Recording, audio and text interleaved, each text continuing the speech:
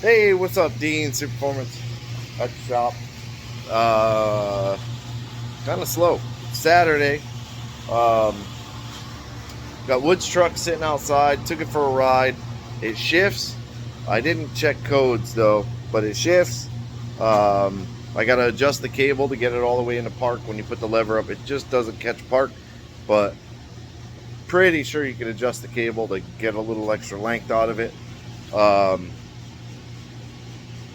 so just waiting on the transmission so we could do the final tuning on it and yeah, get it back to wood.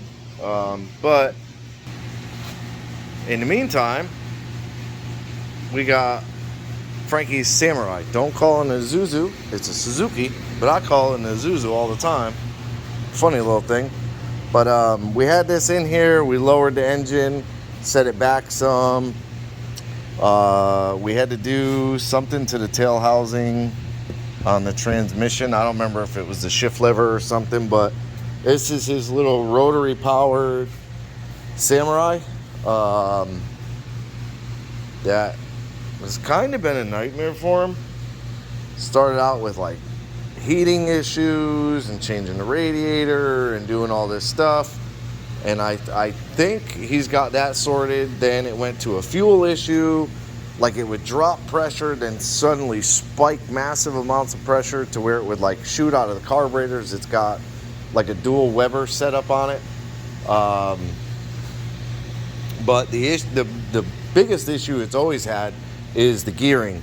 It's got a little bit bigger of a tire on it, and it just doesn't have a bunch of torque and stuff. It's not turboed or nothing yet. So he wanted to swap the rear end. We got him an 8.8, and this was yesterday. He brought it yesterday. I pulled the stock diff out, which this was another issue too, is the way offset on the pinion makes the drive shaft like a 30-degree angle. It's really spiked way over. So I took the 8.8 and 9,000 measurements. I got it to where the pinion is centered. I had to take 6 inches off of one side and 2.5 inches off the other.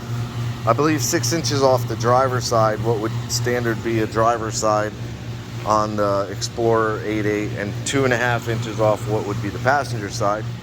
And then I just kind of stuck it up in there just to see where it sits. Both sides sit right at the edge of the leaf spring. So I mean, this is like, you can't take much more off of this. That's the end of the housing with the bearing and the caliper bracket and all of that. I got everything marked. So what I did was I drew a really straight line all the way from like the center section all the way out, so that when I put this, when I line this up, wherever the line is on it, I don't know where the line is on it, right there. So this will be, I think, back here like this. It kind of looks right. So let's set it in there. I mean, that's pretty good. And then the axle will go in, it clears, so that's good. I didn't even look at that stuff. We got some wheel spacers because it's crazy. That is a 5 on 5.5 bolt pattern. It's just massive. Then the stock Ford 8.8 is a 5 on 4.5. So we got wheel spacer / adapters coming. They're like 1.25 inches. So I measured. Pretty sure I nailed it. We're gonna have the machine shop cut these axles down, re-spline them. Exactly the same. Take 6 inches off the longer one, 2.5 inches off the shorter one. Then we can get them back in there, get the housings welded on. I found the perches. I had some leaf spring perches that I cut off of who knows what a long time ago, but they're 3-inch perches. So once I get the ends welded back on, I can weld the perches on, get it in there. But you can see the pinions. The drive shaft was way over here. like almost where it's sitting right now. You can't really, it's hard to do anything. Something like that, maybe. I don't know if you can see it. Yeah, you can kind of see, like this drive shaft was way over here, like this. And just the angle on it is crazy.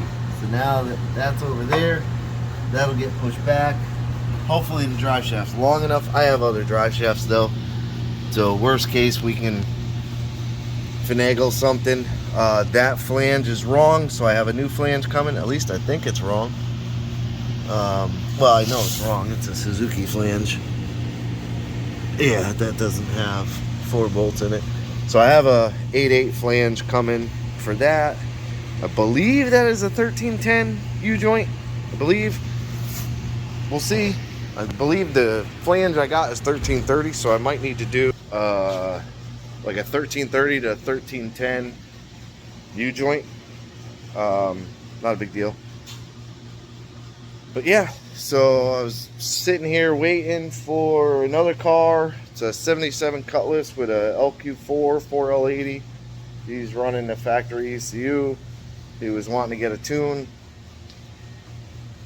He was headed here. Haven't heard from him. But yeah, I mean that's what we got going on. So hopefully Monday we'll have more parts.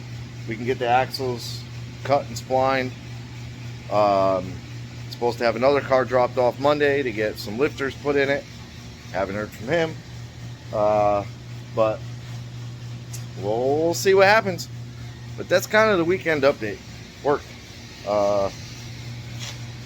Yep.